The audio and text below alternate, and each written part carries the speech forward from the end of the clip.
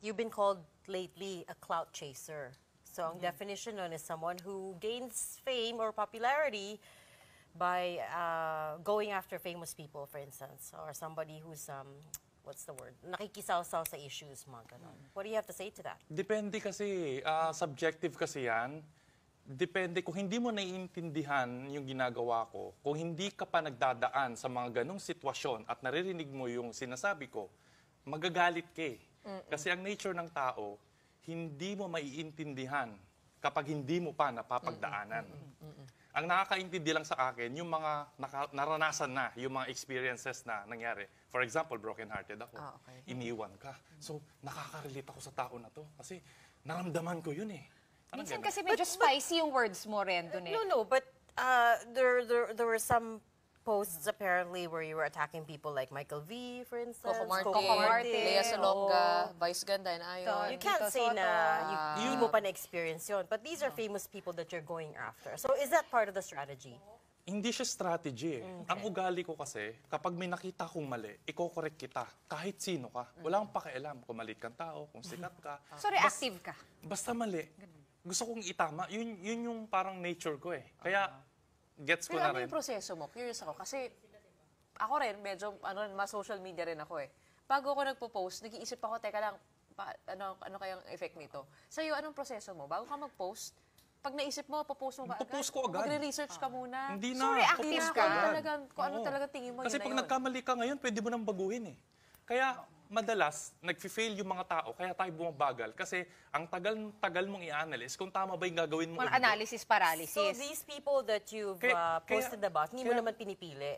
Hindi ko siya pinipili, Okay. basta pag may nakita akong mali, iko-correct ko kahit sino ka, So, wala akong pakialam sa'yo. based sa nababasa mo online. Yeah, naghahanap talaga ako ng mali. Okay, example. Kasi pag may mali, kapag naitama mo yun, doon ka mag-i-improve eh.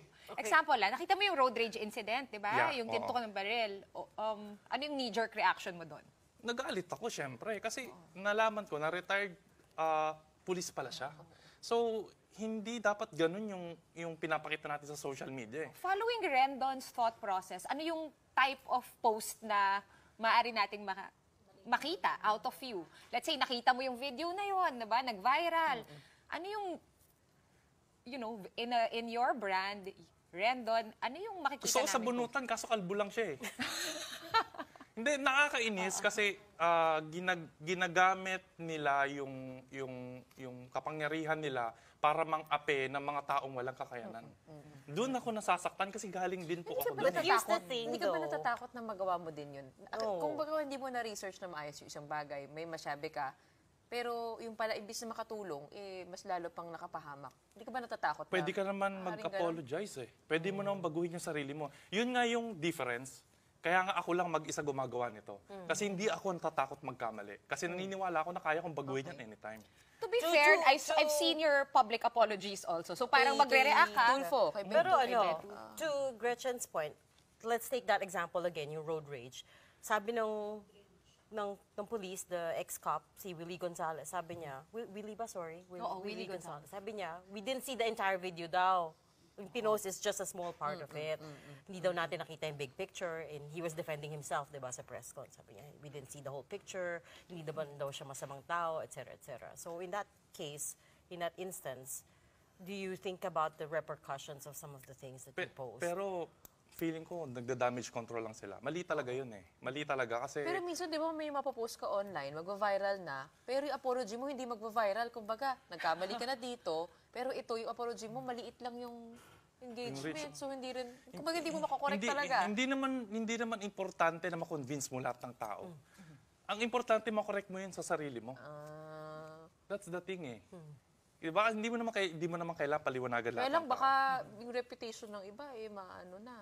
Kumbaga, nagkamali ka ng statement, tapos ma-damage mo yung reputation, tapos hindi mo na mababawi yun. Di ba? Hindi ba ganun yan? Ang pananaw ko kasi hindi ko naman hawak yung isip ng ibang tao. Kung maniniwala ka sa akin, edi good. Kung hindi naman, okay lang. Tsaka yung reputation kasi nagva-vary. Para sa akin kasi, ang ibig sabihin ng reputation, lagi ka lang nagko-comply doon sa mga paniniwala ng ibang tao kung ano yung tingin nila sa'yo. So, ikaw wala kang pakialam kung Wala ano tingin akong ng mga pakialam. I'm just being me.